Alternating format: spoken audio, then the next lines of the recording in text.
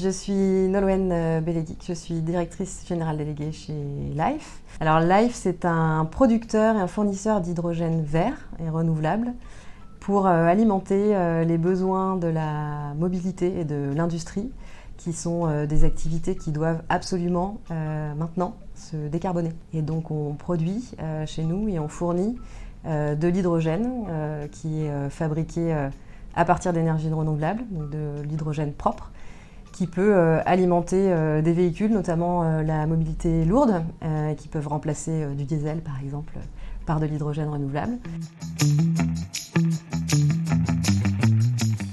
Alors c'était vraiment une décision qui, je pense, a été motivée par un besoin de prise de recul. J'ai d'abord été seule, moi, dans mes fonctions. On a été 8, puis 15, puis 20, puis 30.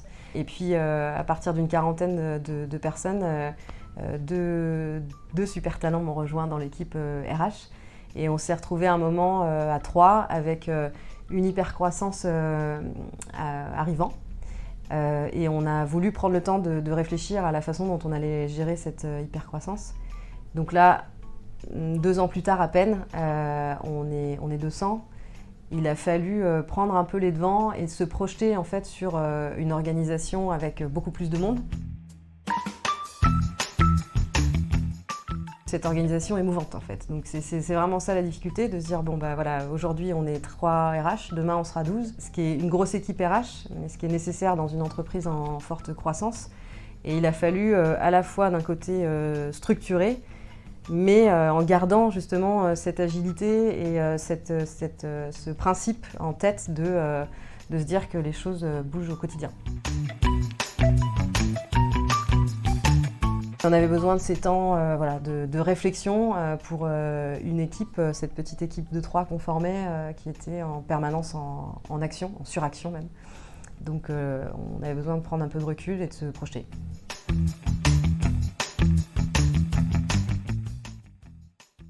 Les conseils moi, que je donnerais, ce serait de poser un minimum de structure pour coller à des principes, aux principes de base de la société. Surtout ne pas s'arracher des valeurs de l'entreprise. Et puis essayer de se projeter en étant pragmatique, en tenant compte de toutes les contraintes de l'entreprise, évidemment, les contraintes de timing, les contraintes financières, les contraintes de ressources, et en mesurant tout l'impact humain qu'il y aura à chaque décision qui va être prise en fait. Ça c'est peut-être aussi une leçon, c'est que quand on grossit, on a peut-être tendance à se réfugier derrière des schémas qu'on a déjà connus. Or, l'entreprise est unique, et surtout celle-là. Et il faut éviter de se réfugier derrière des schémas qui ne nous ressemblent pas, mais qui seraient confortables parce qu'on les a déjà connus. J'ai moi-même accompagné et j'ai vu, pour des problématiques très diverses, le bien que ça pouvait faire d'avoir quelqu'un de l'extérieur qui venait un peu pointer du doigt, peut-être avec bienveillance, mais peut-être certaines incohérences ou des choses un peu historiques qui ne seraient pas forcément bonnes de garder. Bref, le fait d'avoir un regard extérieur, forcément sans connaître le contexte, ça permet de poser des questions qui sont souvent pertinentes en fait, et qui permettent d'aller creuser le pourquoi. Pourquoi on a fait ça et pourquoi on veut faire ça, et de déterrer un peu peut-être des choses qui n'auraient pas dû émerger, ou en tout cas qui ont émergé pour des mauvaises raisons. Quelqu'un d'extérieur pour animer une séance de travail, ça permet aussi de fluidifier les échanges, d'avoir un regard extérieur sur lequel on s'appuie pour peut-être appuyer un argument. Et puis voilà, c'est cette notion de prise de recul qui est hyper importante. C'est avoir quelqu'un d'extérieur, ça veut dire forcément se sortir de son quotidien. Ça nous a permis aussi de voir où on avait des trous dans la raquette, dans l'expérience du collaborateur. Les idées sont venues aussi en travaillant là-dessus, sur le positionnement, les périmètres des uns et des autres, et à quel moment peut-être l'expérience qu'on propose est un peu floue. Est-ce qu'il n'y a pas un peu d'overlap? Est-ce que les gens chez nous savent à qui s'adresser pour telle question, telle question, telle question, telle question?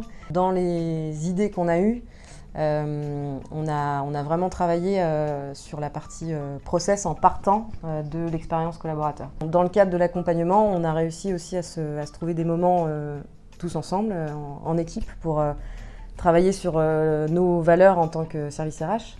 On avait toutes envie d'aller dans la même direction et l'idée c'est de pouvoir entretenir ça et de pas se tromper de route, de devenir finalement l'équipe RH qu'on est au fond des tripes, quoi. On a eu affaire à Sébastien et Martial qui eux-mêmes étaient des RH. Et c'est vrai que c'est un point très fort versus d'autres conseils qui ont certes l'habitude de traiter avec des entreprises, mais qui n'ont pas été dans le process RH vraiment à proprement parler, dans le dur de décisions à prendre.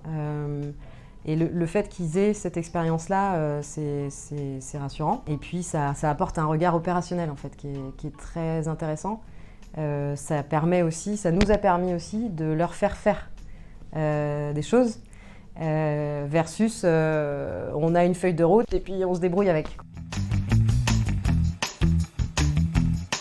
La relation était très simple, très sympa, voilà, pas de chichi, on se dit les choses, un petit côté poil à gratter juste comme il faut et voilà.